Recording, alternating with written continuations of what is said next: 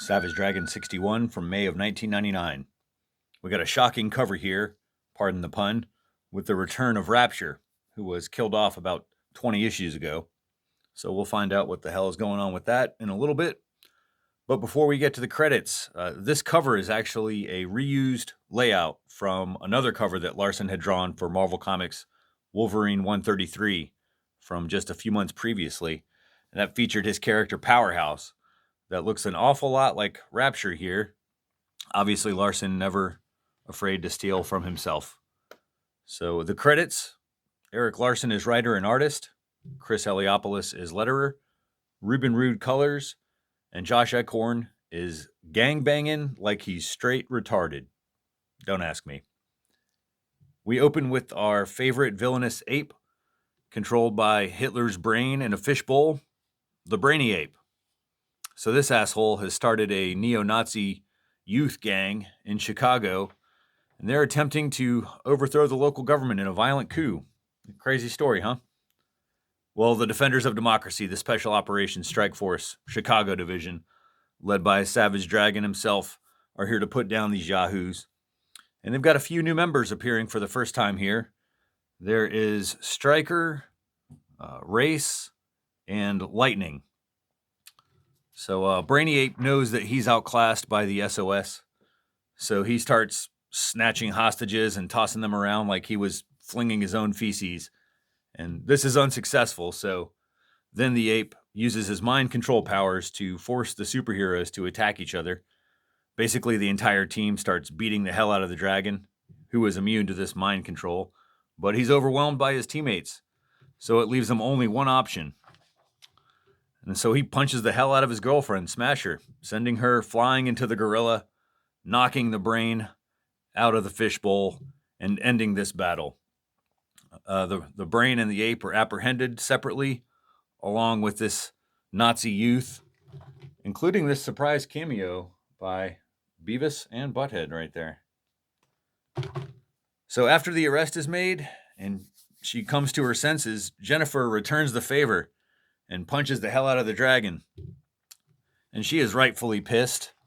She's pissed off that her fiancé just punched her, especially because she's been in a physically abusive relationship before, and Dragon is aware of this, so he makes the excuse that, hey, you're impervious to pain and basically invulnerable, but they work it out, and he apologizes.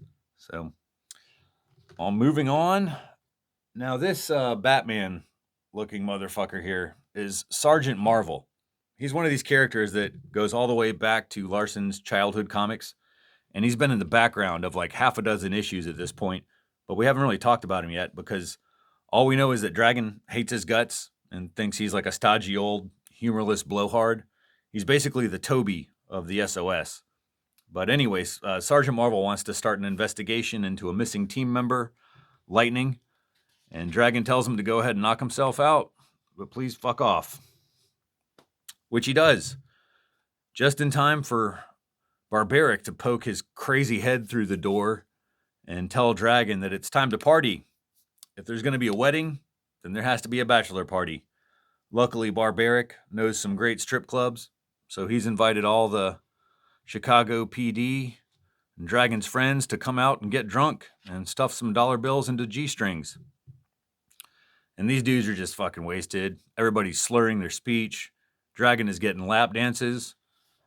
And then a blast from the past shows up. Hell of a reveal here. Dragon's baby's mama, Rapture, back from the dead. You know, she was formerly a prostitute, but apparently she has some skills as a dancer as well. And Dragon is shook by the performance, and she's throwing electricity around. And then she explains the convoluted story about how her energy was transferred after her death into a missing SOS member, Lightning, from earlier. But now she's back, and guess what? Dragon doesn't buy it for a second. And so for a second time this issue, he punches one of his girlfriends right in the face. So she's also pissed, and so Rapture attacks the dragon, and they go spilling out of the strip club window out onto the street, conveniently just in time for Jennifer to show up for some reason. Anyway, Rapture ends up fleeing into the sewer leaving Dragon and Jennifer totally confused. And they make out, and then everyone clapped. So we don't have to wait long for this mystery to be solved. It's revealed that Rapture was actually an imposter, literally a shapeshifter called Imposter, this person here. Now, this is the second time that we have, that Dragon has fallen for the imposter. Last time we saw him, he was posing as Captain Mendoza in issue 48. So you can see Imposter there, transforming from Mendoza. So that was the last time we saw this guy. And but we'll see him again, going all the way into issue 119 here, where President George W. Bush turns out to be the imposter. And then again, jumping all the way to issue 191, where the imposter helps Mako break out of jail or break out of prison, only to get beheaded by Dart number 2. Anyway, we'll get to all that stuff eventually. So the final page, there's one mystery solved here with the imposter. Now we've got another mystery with this overlord. Who is this overlord? Why are they trying to recruit Mace? Inquiring minds want to know. On to Fanatics. In response to this first letter, Larson describes himself as an anal fanboy, specifically in regards to crossing milestones, such as like Steve Ditko's 38-issue run on Spider-Man, or John Byrne's 5-year run on Fantastic Four.